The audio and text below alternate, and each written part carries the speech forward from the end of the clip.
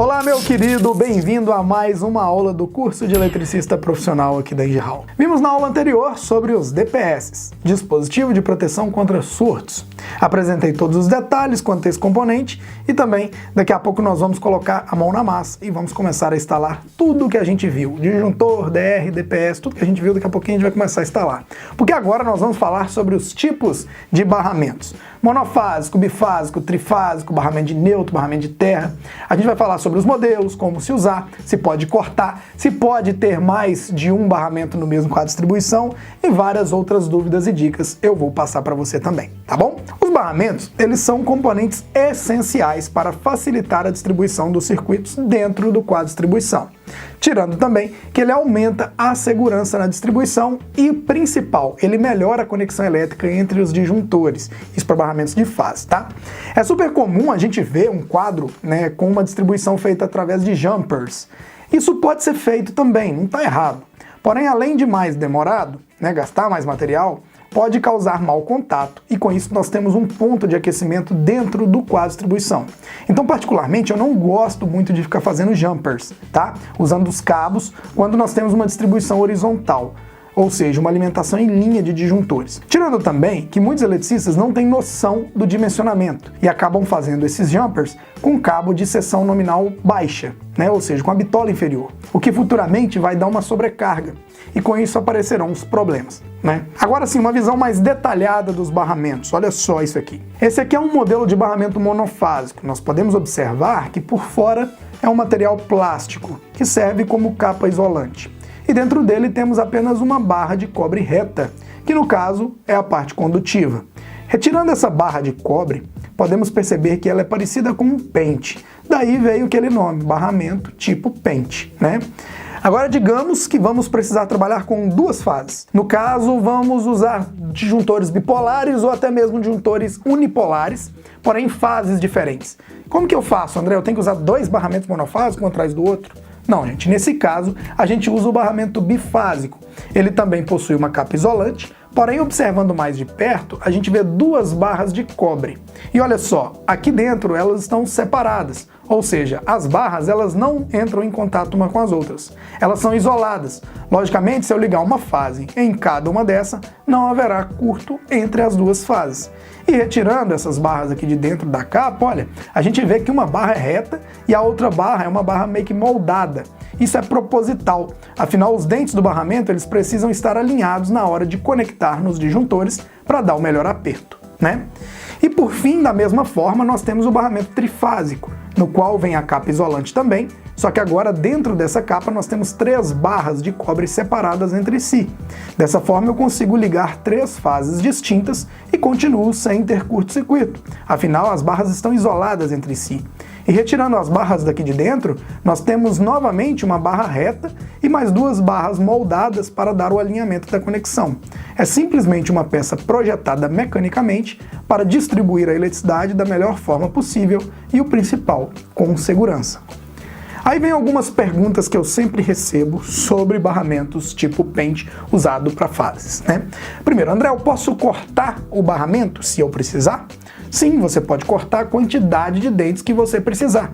O mais comum de acharmos no mercado aí são os modelos de 12 dentes, ou seja, dá para conectar até 12 disjuntores monofásicos. Eu gosto de comprar barramentos maiores, no caso barramentos com 1 metro de comprimento, por exemplo. E aí eu faço os cortes conforme as minhas necessidades. Mas eu tomo um cuidado de após realizar o corte, eu pego o alicate de corte e corto mais um pouco na barra de cobre para deixar sobrando a capa isolante nas laterais. Se você deixar sobra de barra, barra de cobre, pode causar um acidente, então é melhor cortar a barra um pouquinho menor, tá? Existe algum barramento que ocupe menos espaço, André? Sim, para circuitos monofásicos, você pode comprar os barramentos pente em L. Eles entram deitados sobre os disjuntores e isso diminui bastante o espaço ocupado pelos barramentos pente comuns, Posso usar barramento de uma marca e disjuntor de outra, André?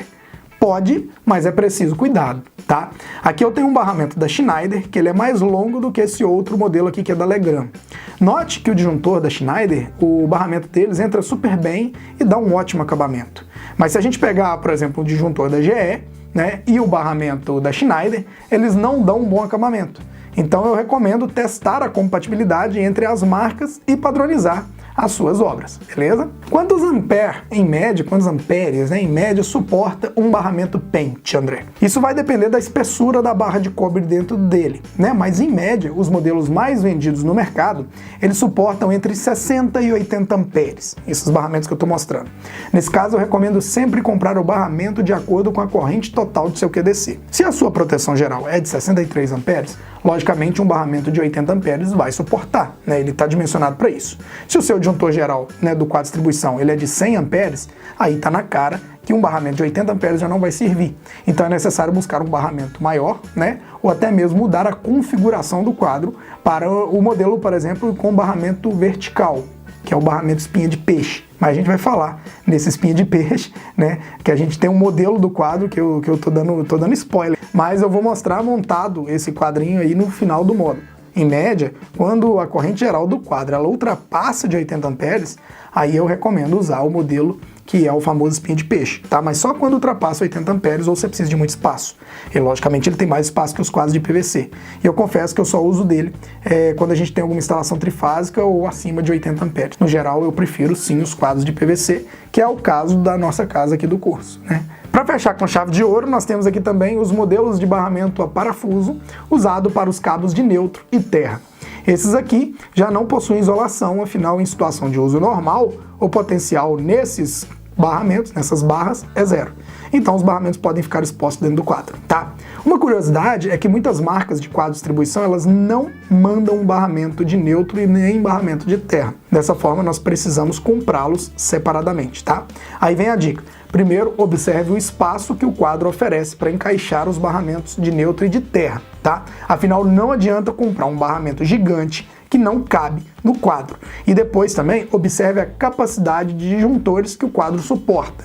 Dessa forma, você compra os barramentos com a quantidade de furos suficientes para a sua instalação. Exemplo, se você tem um quadro de 24 chaves, é interessante que o seu barramento tenha no mínimo 12 furos, pois provavelmente metade dos espaços desse QDC serão ocupados por circuitos monofásicos. Então segue essa linha que vai dar certo para você, tá? Bom, nessa aula então falamos sobre os tipos de barramentos, monofásico, bifásico, trifásico, neutro e terra, e eu também tirei algumas dúvidas mais comuns que aparecem, né, no nosso curso e mostrei alguns detalhes também que ajudam na escolha desses componentes. Na próxima aula iremos falar sobre o passo 2, que é a preparação para a montagem do QDC. Parte importante demais antes da gente colocar a mão na massa. Primeiro a gente planeja, monta o layout do quadro, para depois a gente começar a montá-lo, né? Se a gente não pensar, dá ruim. E eu tenho dicas exclusivas para isso, tá? Você tem que ficar ligado. Mais uma vez, a apostila referente a esta aula está fixada na descrição, você pode fazer o download e aproveitar ainda mais esse conteúdo, que tem muita coisa legal lá. Beleza? Nos vemos em breve na próxima aula. Grande abraço e até já!